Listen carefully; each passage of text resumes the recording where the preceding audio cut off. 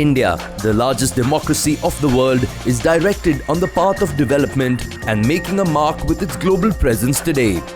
What will be the next big leap for India to head forward? Will it spearhead the nation's trajectory and steer its goal of becoming a superpower? To answer these crucial questions, Times Now came back with the third edition of Times Now Summit, a landmark forum that brings together leading policymakers, geopolitical experts, thought leaders, opposition voices, and global icons.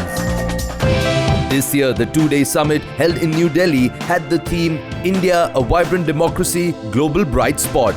In this episode, we bring you excerpts from the event that brought out the vision for the brighter future of our country. Day 1 of Times Now Summit 2022 commenced with the arrival of Chief Guest Union Home Minister Amit Shah at the event. Can we now please request the Managing Director of Times Group, Mr. Vineet Jain, to deliver the welcome address for the Times Now Summit. I'm pleased to welcome you all to the third edition of the Times Now Summit. Today, we are at the dawn of a new era.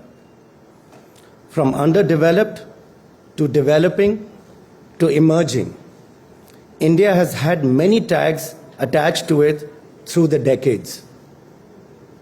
But as the G20 summit in Bali so clearly established, India's moment on the world stage has truly arrived. When our respected Prime Minister, Shri Narendra Modi, met with Russia's President Putin in September, he told him, "The era of war is over. Let's talk peace." In the days that followed, his words resonated through the global leadership. His pivotal role was publicly acknowledged by a majority of UN Security Council's permanent members. And now they have been adopted by consensus in the Bali Declaration. In a fractured world, he has emerged as a statesman who has the ears of both Washington, D.C. and Moscow. As India takes over the G20 presidency, we are confident our Honorable Prime Minister will deliver on his promise that it will be inclusive, ambitious, and will work as a catalyst of global change. Even as India takes center stage politically and diplomatically, what makes these giant strides all the more impressive is that we are not run by diktat and dictatorship. We are a vibrant democracy. Our elections, where hundreds of millions come out to vote peacefully, are a matter of great pride and joy. Yes, we face formidable challenges. Foremost among them is the fact that we are in a hostile neighborhood. There are many who would like to block our progress towards peace and stability. But as a Prime Minister and a Home Minister have demonstrated time and again, while India does not seek conflict, it will not compromise on the safety and security of Indian citizens. It has been the endeavor of Times Now Summit to assess the opportunities as well as the threats that lie ahead. We are extremely grateful for the consistent support we have received from the national leadership. Our Prime Minister flagged off the first edition of the summit in 2019, and I want to express my deepest gratitude to our Home Minister for his unstinting encouragement through the years. He unveiled the new agenda for India at the second edition in 2021, when he also inaugurated our Hindi news channel Times Now Navbharat, which has grown to become a significant voice in the news space in a short span. This year, as the Times Now Summit strives to attain even greater stature, Shri Amit Shah has once again honored us with his presence. May I now request the Vice Chairman and Managing Director of the Times Group, Mr. Sameer Jain, to kindly escort the Honorable Home Minister of India to the stage. Ladies and gentlemen, please put your hands together for a big round of applause.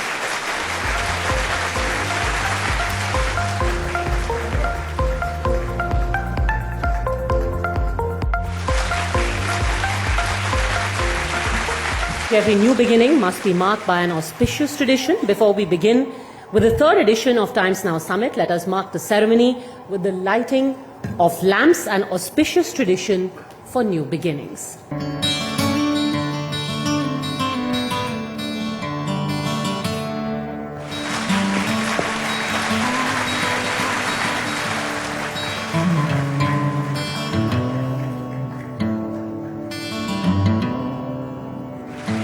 And may I now request the Vice Chairman and Managing Director of the Times Group, Mr. Sameer Jain, to please address the August gathering. अंधेरा छटेगा, सूरज निकलेगा, कमल खिलेगा। ये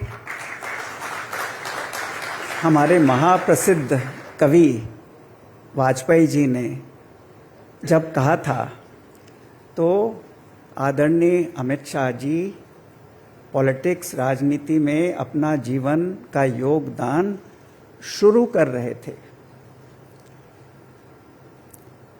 और हमारे ये अमित भाई ऊर्जावान, full of high energy ऊर्जावान, अनेक कमल खिलाए हैं, खिल आए हैं।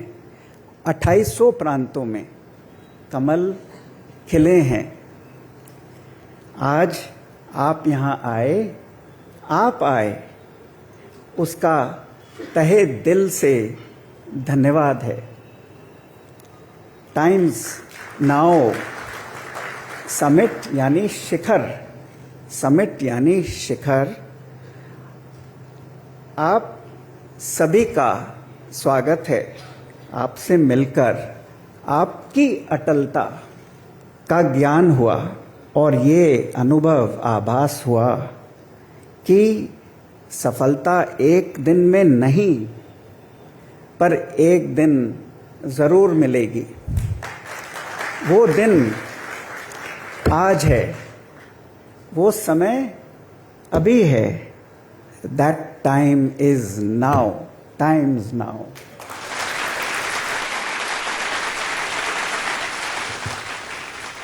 गुजरात के इलेक्शन में आपने अनोखे अनुप्रास से कहा कि हम मजबूत सरकार देकर एक सुरक्षित, सुविकसित, संस्कृत और शिक्षित गुजरात बनाना चाहते हैं, जो हम सालों से कर रहे हैं। इस अनुप्रास ने मुझे प्रेरणा दी कि ये आपकी संस्कृति है, आपके संस्कार हैं, जिससे सारे 28 प्रांत में सुशोभित आप और प्रधानमंत्री होंगे। ये आपके बेसिक संस्कार हैं पीस फैलाने के। आखिर में कहना चाहूँगा कि जब हम आत्मनिर्भर होंगे, निर्दोष, निर्मल, निरंकार, निराकार, निर्भय भाव से देश के निर्माण में आगे बढ़ेंगे, तो हमारा देश अहिंसक होगा। हमारी संस्कृति और सभ्यता बढ़ेगी और हम दुनिया भर की सभी समस्याओं का समाधान कर पाएंगे।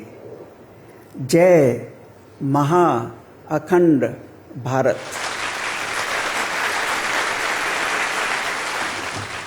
Thank you very much, Mr. Jain. And can I please request now our Honourable Home Minister to please address the gathering on the main topic of our summit today. Why is India a vibrant democracy and a global bright spot in these times?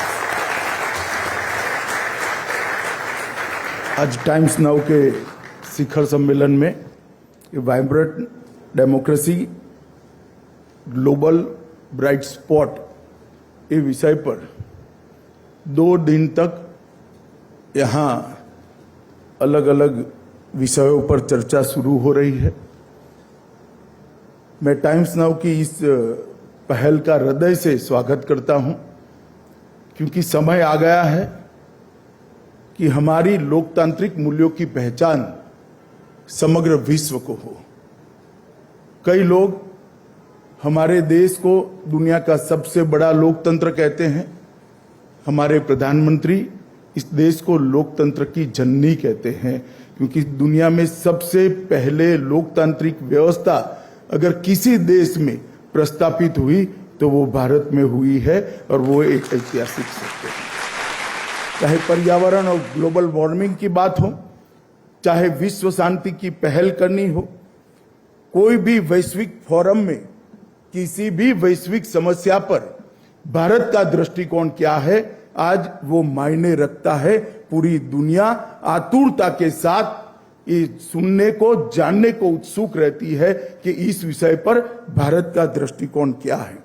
और अब जब अगले साल से G20 की अध्यक्षता भारत के पास आ रही है, भारत के लिए, भारतीयों के लिए और हम सब के लिए ये बहुत बड़ा मौका है कि विश्व में हमारी जो पहचान है उसको और मुखरता के साथ हम आगे बढ़ा सकें। मित्रों, जहां तक इकोनॉमी का सवाल है, हम सब लोग इसको कितनी भी बारीकी में देखें, सरकार की कितनी भी कड़ी आलोचना करने वालों को भी ये बात को स्वीकार करना पड़ेगा कि ये 8 साल के अंदर इकोनॉमी के हर डायमेंशन में भारत ने बहुत कुछ अचीव किया है, जिसके आधार पर हम कह सकते हैं कि आने वाले 25 साल भारत के 25 साल हैं। 10 साल से दुनिया के अर्थतंत्रों की तालिका में भारत 11वें नंबर पर स्थित हुआ। 2004 से 14 तक 11वें नंबर की अर्थव्यवस्था पे हम स्टिक हुए थे। मोदी जी ने 8 साल में 11वें नंबर से 5वें नंबर की अर्थव्यवस्था बनकर दुनिया भर को ये बताया है कि आने वाला समय भारत का है। 2047 में शायद हम में से बहुत सारे लोग नहीं होंगे, मगर देश तो होगा। 2047 में पूरी दुनिया में सबसे प्रथम भारत हो, इस संकल्प के साथ हम पूरा देश आगे बढ़े, मोदी जी के नेतृत्व में आगे बढ़े और हम सर्वप्रथम हो, यही सबको शुभकामनाएं। धन्यवाद।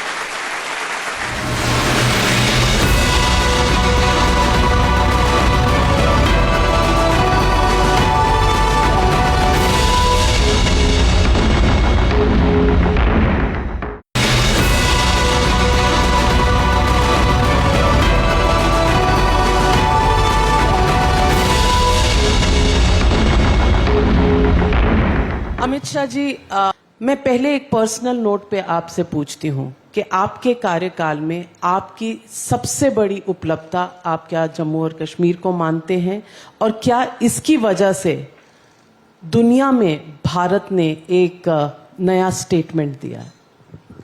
देखिए, मेरी व्यक्तिगत कोई उपलब्धि नहीं होती है। मैं मोदी जी की कैबिनेट का सदस्य हूँ।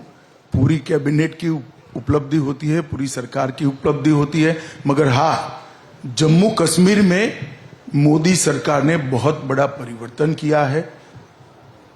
वर्षों से एक प्रचारित किया जाता था कि धारा 370 के कारण ही जम्मू कश्मीर भारत के साथ जुड़ा है।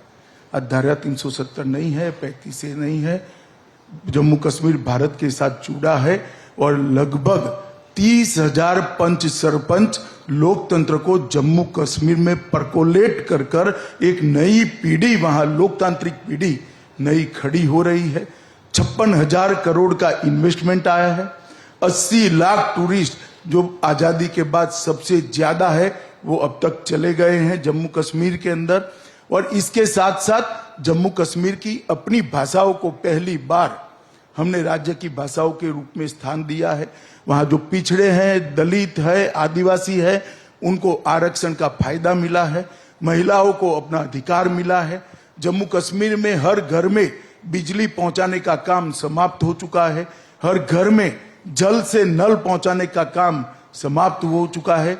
जम्मू कश्मीर में हर व्यक्ति को, देश भर में सिर्फ गरीबों को है, जम्मू कश्मीर में हर व्यक्ति को 5 लाख तक का इलाज आज सरकारी व्यवस्था से फ्री ऑफ कॉस्ट हो रहा है। और जम्मू कश्मीर में इन्वेस्टमेंट के कारण नई ऊंचाई या जम्मू कश्मीर हासिल कर रहा है।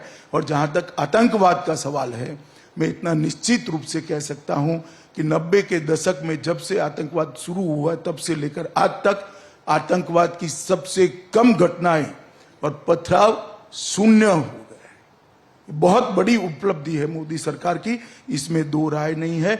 और बड़े बड़े सुरक्षा के क्षेत्र के पंडित कहते थे कि धारा 370 को छूना मत, हाथ जल जाएंगे। धारा 370 चली गई, जम्मू कश्मीर आज खुशहाल है। देश के अंदर भी टेररिज्म पर कंट्रोल पाने में इससे बहुत बड़ी मदद मिली। कुछ और ऐसे प्रॉमिसेस हैं जैसे यूनिफॉर्म सिविल कोड, इस पर अब क्योंकि 4 साल खत्म होने वाले हैं इस पर्टिकुलर इलेक्शन के बाद, इस पर बीजेपी की तरफ से और सरकार की तरफ से क्या रवैया रहेगा? क्योंकि यूनिफॉर्म सिविल कोड पर अब तक मुझे लगता है कि एक लॉ कमीशन, दूसरे लॉ कमीशन, एक सजेशन, दूसरा सजेशन चल रहा है। फैसला कब होगा? देखिए, यूनिफॉर्म सिविल कोड निश्चित रूप से भारतीय जनसंघ से लेकर भारतीय जनता पार्टी की हमारी यात्रा का, आज तक की हमारी राजनीतिक यात्रा का एक वादा रहा है देश की जनता से। और न केवल भारतीय जनता पार्टी, संविधान सभा ने भी देश भर के विधानमंडलों को और संसद को ये सलाह दी है कि जब भी उचित समय आए यूनिफॉर्म सिविल कोड इस देश में आना चाहिए, क्योंकि किसी भी पंथ निरपेक्ष राष्ट्र के लिए, राज्य के लिए धर्म के आधार पर कानून नहीं होने चाहिए। अगर राष्ट्र और राज्य पंथ निरपेक्ष है तो धर्म के आधार पर कानून कैसे हो सकते हैं?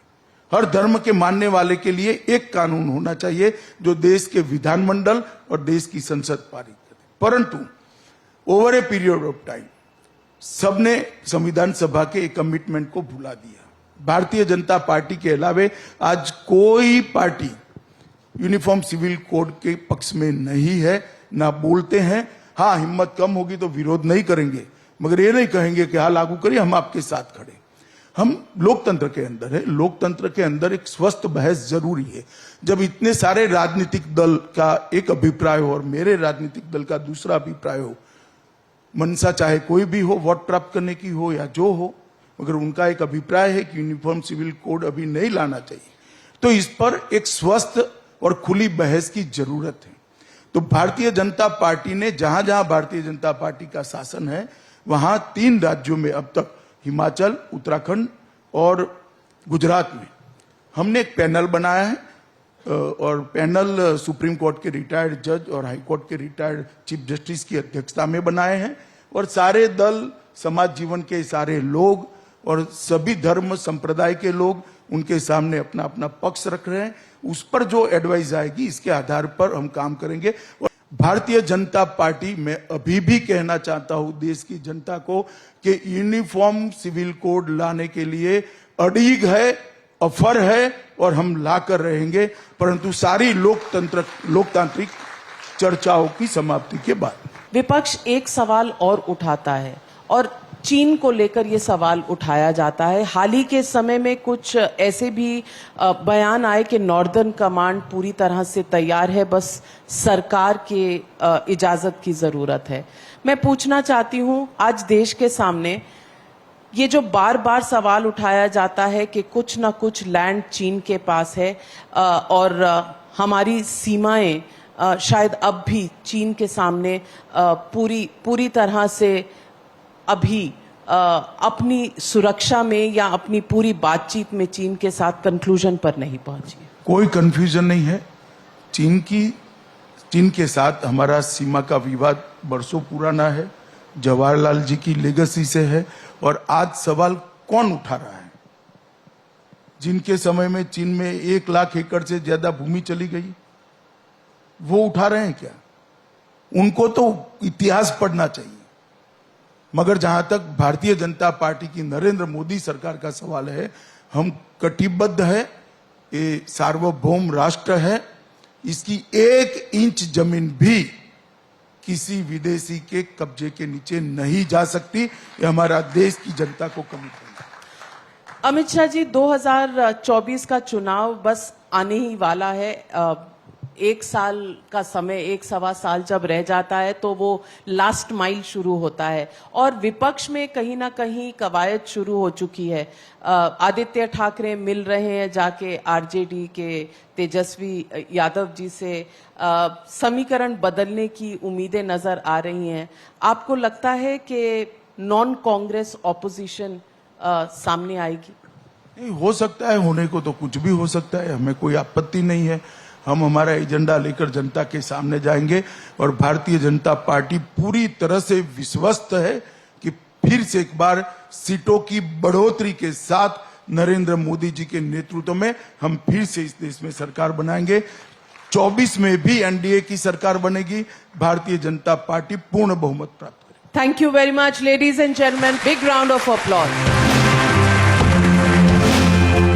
Stay tuned to catch the glimpses of key leaders stimulating new ideas and debates of Times Now Summit on our next episode.